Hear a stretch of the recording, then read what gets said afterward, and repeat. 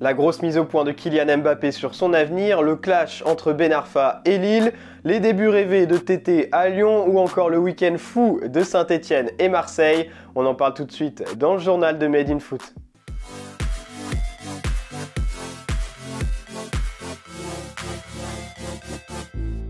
Deux buts et 3 passes décisives contre Lorient hier soir, 28 buts et 17 passes décisives sur l'ensemble de sa saison.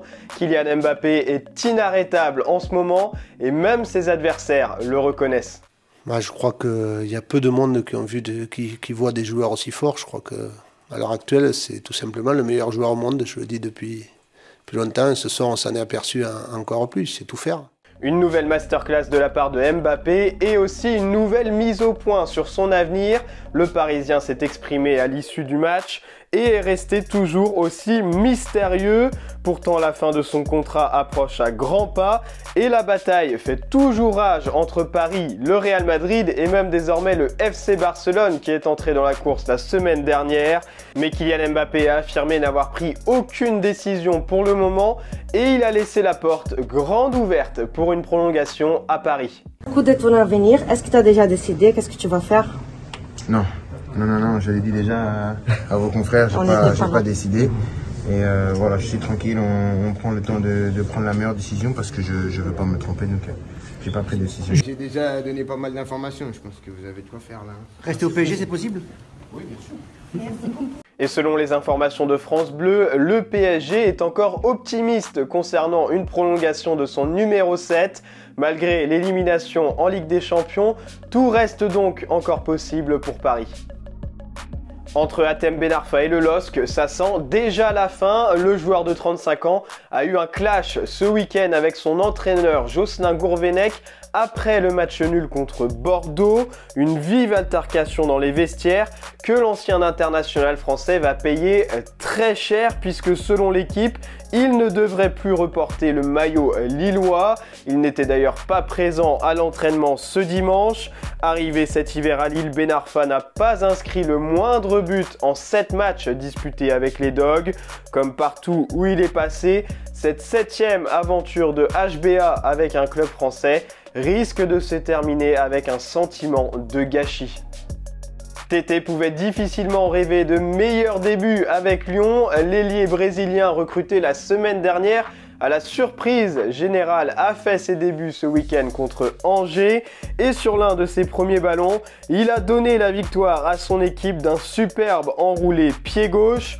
En quelques minutes, l'ancien joueur du Shakhtar Donetsk a déjà convaincu tout le monde à l'Olympique Lyonnais. C'est un joueur fin techniquement. C'est un joueur capable aussi de changer de direction très vite.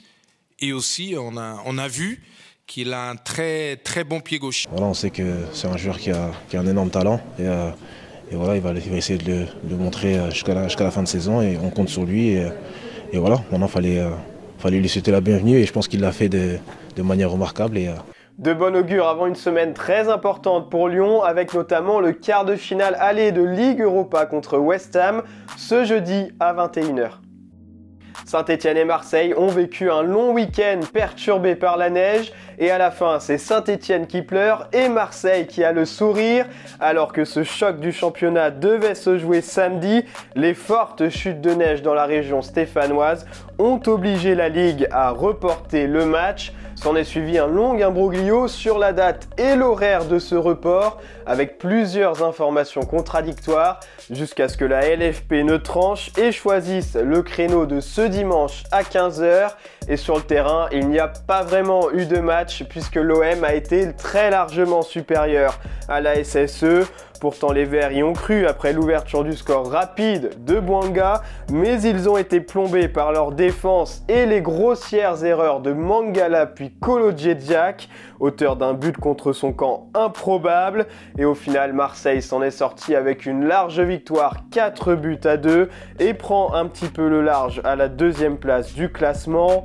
De son côté, Saint-Etienne est toujours barragiste et se profile une lutte avec Lorient et Clermont pour se sortir de la zone rouge. Enfin, on termine avec une mauvaise nouvelle et Louis van Gaal, le sélectionneur des Pays-Bas, qui a annoncé qu'il était atteint d'un cancer, Une forme agressive d'un cancer de la prostate, a-t-il indiqué. L'homme de 70 ans a tout de même assuré qu'il serait bien présent à la Coupe du Monde avec son équipe. Nous lui souhaitons évidemment un prompt rétablissement. Et voilà pour les infos foot du jour, merci de nous avoir suivis. N'oubliez pas de vous abonner et de liker cette vidéo si elle vous a plu. Et on se retrouve bientôt pour un nouveau journal de Made in Foot.